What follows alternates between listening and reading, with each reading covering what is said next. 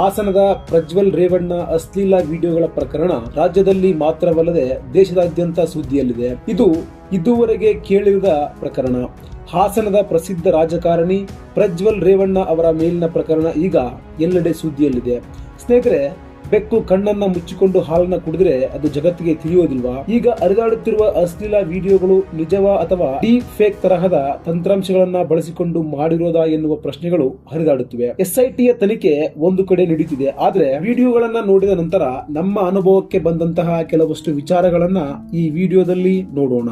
ಗೆಳೆಯರೇ, ನಿಮ್ಮಲ್ಲಿಯೂ ಕೂಡ ಬಹಳಷ್ಟು ಜನ ಈ ವಿಡಿಯೋಗಳನ್ನ ನೋಡಿರಬಹುದು. ನಿಮಗೂ ಕೂಡ ಈ ವಿಡಿಯೋಗಳು ರಿಯಲ್ ಅಥವಾ ಫೇಕ್ ಎನ್ನುವಂತಹ ಪ್ರಶ್ನೆ ಬಂದಿರುತ್ತೆ. ಆದ್ರೆ ನಾವು ಈಗ ಹೇಳುವ ಕೆಲವಷ್ಟು ಅಂಶಗಳನ್ನ ಕೇಳುತ್ತಾ ಹೋದ್ರೆ ನಿಮಗೆ ಈ ವಿಡಿಯೋಗಳು ನಿಜ ಅಥವಾ ಫೇಕ್ ಎನ್ನುವುದು ತಿಳಿಯುತ್ತೆ. ಆ ವಿಡಿಯೋಗಳಲ್ಲಿ ಇರೋದು ಪ್ರಜ್ವಲ್ ರೇವಣ್ಣ ಅನ್ನೋದಕ್ಕೆ ಇರುವ ಪ್ರೂಫ್ ನಂಬರ್ 1. ಈಗ ಹಾಸನದ ಒಳೆ ನರಸೀಪುರದಲ್ಲಿ ಒಬ್ಬ ಸಂತ್ರಸ್ತ ಮಹಿಳೆ ಅಲ್ಲಿಯ ಠಾಣೆಯಲ್ಲಿ ಕಂಪ್ಲೇಂಟ್ ಅನ್ನ ದಾಖಲಿಸಿದ್ದಾಳೆ. ತನ್ನ ಮೇಲೆ ಲೈಂಗಿಕ ದೌರ್ಜನ್ಯ ನಡೆದಿದೆ ಎಂದು ರೇವಣ್ಣ ಹಾಗೂ ಪ್ರಜ್ವಲ್ ರೇವಣ್ಣ ಇಬ್ಬರ ಮೇಲೆಯೂ ಕಂಪ್ಲೇಂಟ್ ನೀಡಿದ್ದಾಳೆ. ಆ ಸಂತ್ರಸ್ತೆ ಕಂಪ್ಲೇಂಟ್ ನೀಡಿದ ಕೂಡಲೇ ಆಕೆಯ ಮನೆಯವರು ಪ್ರೆಸ್ ಮೀಟ್ ಮಾಡಿದ್ದಾರೆ. Proof number 2. ಒಬ್ಬ ಮಹಿಳಾ ಹೋರಾಟಗಾರ್ತಿ ಅನ್ನಪೂರ್ಣ ಎನ್ನುವವರು ಈ ಪ್ರಕರಣದ ವಿರುದ್ಧ ಹೋರಾಟ ಮಾಡ್ತಾ ಇದ್ದಾರೆ. ಇವರ ಹತ್ತಿರ ಒಬ್ಬ ವ್ಯಕ್ತಿ ಬಂದು ಆತನ ಹೆಂಡತಿಯ ಮೇಲೆಯೂ ಲೈಂಗಿಕ ದೌರ್ಜನ್ಯ ಆಗಿರುವುದನ್ನ ಹೇಳಿಕೊಂಡಿದ್ದಾನೆ. ಈಗ ಹರಿದಾಡುತ್ತಿರುವ ವಿಡಿಯೋಗಳಲ್ಲಿ ಆತನ ಹೆಂಡತಿಯೂ ಸಹ ಇದ್ದಾಳೆ. ಪ್ರಜ್ವಲ್ ಆ ವ್ಯಕ್ತಿಯನ್ನ ಅಣ್ಣ ಎಂದು ಕರೆಯುತ್ತಿದ್ದಂತೆ ಅಣ್ಣ ಎಂದುಕೊಂಡೇ ಈ ರೀತಿ ಮಾಡಿದ್ದಾನೆ ಎಂದು ಆ ವ್ಯಕ್ತಿ ಅಳಲನ್ನ ತೋಡಿಕೊಂಡಿದ್ದಾನೆ. Proof number 3. ಈ ಎಲ್ಲಾ ವಿಡಿಯೋಗಳನ್ನ ಲೀಕ್ ಮಾಡಿರೋದು ಪ್ರಜ್ವಲ್ ರೇವಣ್ಣ ಅವರ ಕಾರ್ ಡ್ರೈವರ್. ಆತನಿಗೆ ಯಾಕೆ ಅಷ್ಟು ಕೋಪ ಅಂದ್ರೆ ಆತನ ಆಸ್ತಿಯೆಲ್ಲವನ್ನ ಪ್ರಜ್ವಲ್ ರೇವಣ್ಣ ಬೇನಾಮಿ ಎಂದು ಮಾಡಿಸಿದ್ರಂತೆ. ಇದರಿಂದ ಅವರಿಗೆ ಪ್ರಜ್ವಲ್ ರೇವಣ್ಣ ಅವರ ಮೇಲೆ ಸಿಟ್ಟು. Proof number 4. ಈ ವಿಡಿಯೋ ಫೇಕ್ ಅಂತ ಅಂದುಕೊಂಡ್ರೆ ಅದು ಸುಳ್ಳು.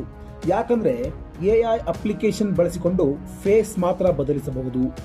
ಆದ್ರೆ ಅದರ ಹಿಂದೆ ಇರುವ ಟಿವಿ, ಸೋಫಾದಂತಹ ವಸ್ತುಗಳನ್ನ ಚೇಂಜ್ ಮಾಡೋದಕ್ಕೆ ಸಾಧ್ಯವಿಲ್ಲ. ಈಗ ಹರಿದಾಡುತ್ತಿರುವ ವಿಡಿಯೋಗಳ ಹಿಂದೆ ಇರುವ ಎಲ್ಲಾ ವಸ್ತುಗಳು ಮತ್ತು ಸ್ಥಳಗಳು ರೇವಣ್ಣನವರ ಮನೆಯದ್ದೇ ಎಂದು ಅವರ ಮನೆಯನ್ನ ನೋಡಿರೋರು ಹೇಳ್ತಿದ್ದಾರೆ. Proof number 5. ಸ್ನೇಹಿತರೆ, ಈ ವಿಡಿಯೋಗಳು ಹೊರಗಡೆ ಬಂದಿರೋದು ಕೆಲವೇ ದಿನಗಳ ಹಿಂದೆ. ಆದ್ರೆ ಪ್ರಜ್ವಲ್ ರೇವಣ್ಣ ಅವರು ಇದರ ವಿರುದ್ಧ ಸುಮಾರು 3 ತಿಂಗಳ ಹಿಂದೆಯೇ ಸ್ಟೇ ತಂದಿದ್ರು. ಅಂದ್ರೆ ಈ ರೀತಿಯ ವಿಡಿಯೋಗಳು ಇರೋದು ಅವರಿಗೆ ಗೊತ್ತಿತ್ತು. ಹಾಗಿದ್ರೆ ಅವರು ಯಾಕೆ ಈ ವಿಡಿಯೋಗಳ ತನಿಖೆಗೆ ಒತ್ತಾಯಿಸಲಿಲ್ಲ? Proof number 6. ಈ ಪ್ರಕರಣಗಳ ವಿರುದ್ಧ ಕುಮಾರಸ್ವಾಮಿ ಅವರು ನೀಡಿದ ಹೇಳಿಕೆ. ಕೆಲವು ದಿನಗಳ ಹಿಂದೆ ಈ ಪ್ರಕರಣಕ್ಕೆ ಸಂಬಂಧಪಟ್ಟಂತೆ ಕೆಲವು ಮಾಧ್ಯಮದವರು ಕುಮಾರಸ್ವಾಮಿ ಅವರನ್ನ ಕೇಳಿದಾಗ ವಿಡಿಯೋಗಳನ್ನ SIT ತನಿಖೆ ಕಳಿಸಲಾಗಿದೆ, ತನಿಖೆ ನಂತರವೇ ಸತ್ಯ ಹೊರಬೀಳುತ್ತೆ, ತಪ್ಪು ಮಾಡಿದವರು ನೀರು ಕುಡಿಯಲೇಬೇಕು ಎಂದು ಕುಮಾರಸ್ವಾಮಿ ಅವರು ಮಾತನಾಡಿದ್ರು. ಇದನ್ನ ಕೇಳಿದ್ರೆ ಎಲ್ಲಿಯೋ ಒಂದು ಕಡೆ ಈ ತಪ್ಪುಗಳನ್ನ ಮಾಡಿರೋದು ಪ್ರಜ್ವಲ್ ರೇವಣ್ಣ ಎಂದು ಒಪ್ಪಿಕೊಂಡಂತಿತ್ತು. Proof number 7. ತಮ್ಮ ಮೇಲಿನ ಆರೋಪಗಳು ಹಾಗೂ ಅವರದ್ದೇ ಎನ್ನಲಾಗುತ್ತಿರುವ ವಿಡಿಯೋಗಳು ಹರಿದಾಡುತ್ತಿರುವಾಗ ಅದು ಸುಳ್ಳು ಎಂದಾದಲ್ಲಿ ಅದರ ವಿರುದ್ಧ ಕಾನೂನು ಹೋರಾಟವನ್ನ ಮಾಡುವುದನ್ನ ಬಿಟ್ಟು ಯಾರಿಗೂ ಹೇಳದೆ ಕೇಳದೆ ಪ್ರಜ್ವಲ್ ರೇವಣ್ಣ ಜರ್ಮನಿಗೆ ಹೋಗಿದ್ದು ಯಾಕೆ? ಇದರಿಂದಲೇ ತಿಳಿಯುತ್ತೆ ಅಸಲಿಯತ್ತು ಏನು ಎನ್ನುವುದು.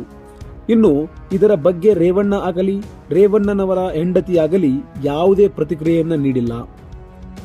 ಸ್ನೇಹಿತರೆ, ಜನನಾಯಕ ಅಂದ್ರೆ ಅಲ್ಲಿಯ ಜನರ ತಂದೆ ತಾಯಿಯಂತಿರಬೇಕು.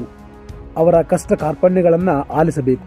ಅವರ ಸಮಸ್ಯೆಗಳನ್ನ ಅರಿತು ಅವುಗಳನ್ನ ಸರಿಪಡಿಸುವ ಕಾರ್ಯವನ್ನ ಮಾಡಬೇಕೇ ಹೊರತು ತಮ್ಮ ಧನದಾಹ ಹಾಗೂ ಕಾಮದಾಹಕ್ಕೆ ಅವರನ್ನ ಬಲಿ ಪಡೆಯುವಂತಹ ನೀಚರಾಗಬಾರದು. ಇದಾಗಿತ್ತು ಈ ವಿಡಿಯೋ. ಮುಂದಿನ ವಿಡಿಯೋದಲ್ಲಿ ಮತ್ತೆ ಸಿಗೋಣ. ಅಲ್ಲಿವರೆಗೂ ಧನ್ಯವಾದ.